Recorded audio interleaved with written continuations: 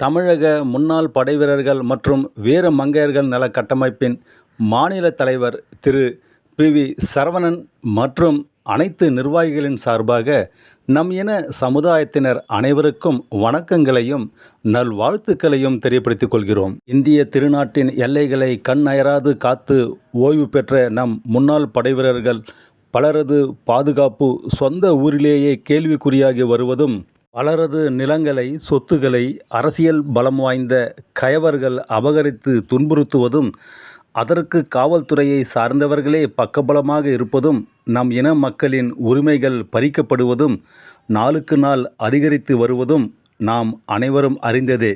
எனவே அமரர் தெய்வ திரு அமலதாஸ் அன்னாரின் கனவை நனவாக்கும் விதமாக அதுபோன்ற பல நிகழ்வுகளில் நம் சங்கம் தலையிட்டு பிரச்சனைகளுக்கு தீர்வு கண்டு வருவது குறித்து நாம் பல நிகழ்வுகளை ஆதாரத்துடன் யூடியூப் வீடியோவாக வெளியிட்டு நம் மக்களுக்கு நல்ல விழிப்புணர்வை ஏற்படுத்தி வருகிறோம்.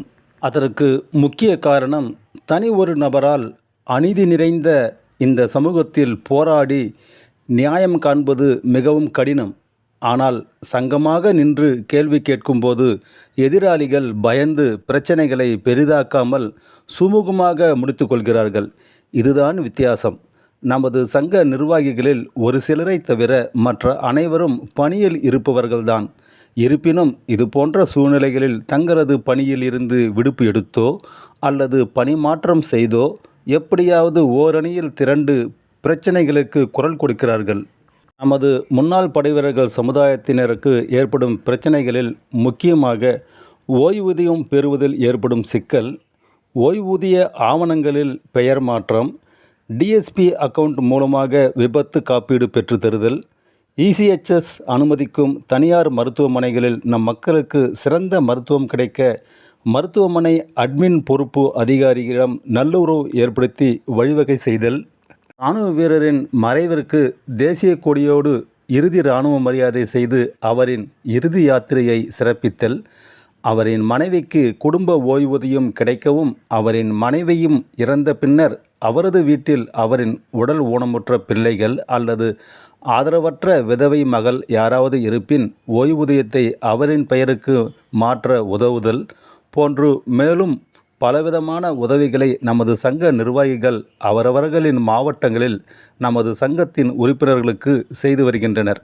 நம் இரத்த சொந்தங்களின் பிரச்சனைகளை நம்மை தவிர வேறு எந்த சிவிலியன்களுக்கும் புரியவும் புரியாது, அவர்களால் நமக்கு உதவவும் முடியாது, உதவ முன்வரவும் மாட்டார்கள். சமீபத்தில் கிருஷ்ணகிரி மாவட்டத்தில் இயங்கும் முன்னாள் முப்படை வீரர்களின் நலச்சங்கத்தின் நிர்வாகிகளான ஆனரரி கேப்டன் தேவராஜ் அவர்களும், ஆனரரி கேப்டன் சென்ராயன் அவர்களும், நாய்க் காளியப்பன் அவர்களும், அவுல்தார் முனிசாமி அவர்களும், நாய்க் கே மணி அவர்களும் மற்றும் பலர் நமது சங்க நிர்வாகிகளிடம் கிருஷ்ணகிரி மாவட்டத்தில் நம் இன மக்களுக்கு ஏற்படும் பிரச்சனைகள் குறித்து விவாதித்தனர்.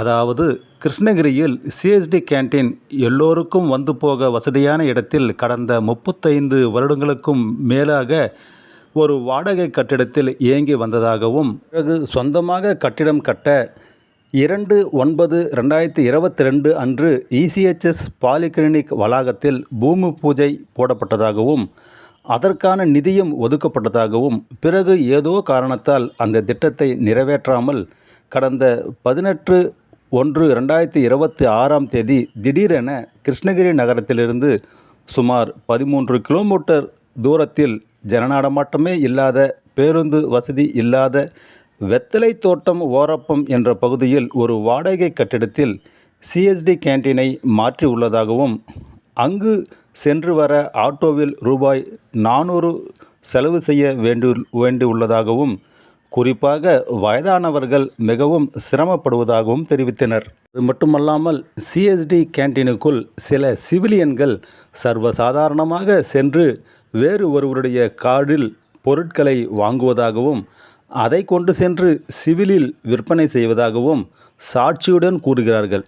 அதை கேண்டீன் நிர்வாகம் எப்படி அனுமதிக்கிறது என்ற கேள்வியும் எழுப்புகிறார்கள். இது குறித்து கிருஷ்ணகிரி மாவட்ட ஆட்சியருக்கும், முன்னாள் படைவீரர் நல அலுவலக துணை இயக்குனர் அவர்களுக்கும், சென்னை சிஎஸ்டி தலைமை அலுவலகத்திற்கும் பலமுறை புகார் அளித்தும் மின்னஞ்சல் அனுப்பியும் எவ்வித நடவடிக்கையும் எடுக்கவில்லையாம்.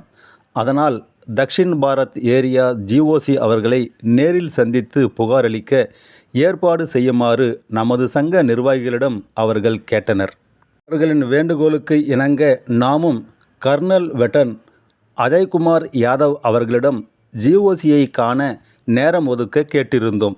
ஆனால் ஜிஓசி அவர்கள் மற்றொரு பகுதிக்கும் பொறுப்பு அதிகாரியாக இருப்பதால் மிகவும் குறைவான தினங்கள் மட்டுமே சென்னை வருவதாகவும் அவரை பார்ப்பது கடினம் எனவும் கோரிக்கை மனுவை அவரே பெற்றுக்கொண்டு ஜிஓசியிடம் கொடுப்பதாக கூறினார். எனவே கிருஷ்ணகிரி சங்கத்து நிர்வாகிகளை சென்னை வரவழைத்து 17/6/2026 அன்று கர்னல் வெட்டன் அஜய்குமார் யாதவ் அவர்களை அவரது அலுவலகத்தில் சென்று சந்தித்தனர். அவர்களுடன் நமது சங்கத்தின் பொருளாளர் திரு கல்யாணி அவர்களும் செயலாளர் திரு அருள்ராஜ் அவர்களும் திருவள்ளூர் மாவட்ட தலைமை ஒருங்கிணைப்பாளர் திரு சத்யநாராயணன் அவர்களும் சென்று கிருஷ்ணகிரி சிஎஸ்டி கேண்டீன் குறித்த அனைத்து பிரச்சனைகள் குறித்தும் மிக தெளிவாக எடுத்து கூறினர். அவரும் இது குறித்து மிக விரைவில் சாதகமான நடவடிக்கை எடுப்பதாக உறுதி கூறியுள்ளார். மேலும் இது குறித்த புகார் மனுவின் நகலை நம் நலத்துறை அமைச்சர் சரத்குமார் அவர்களுக்கும் அவரது அலுவலகத்தில் தனிச் செயலரிடம் கொடுத்துவிட்டு வந்தார்கள்.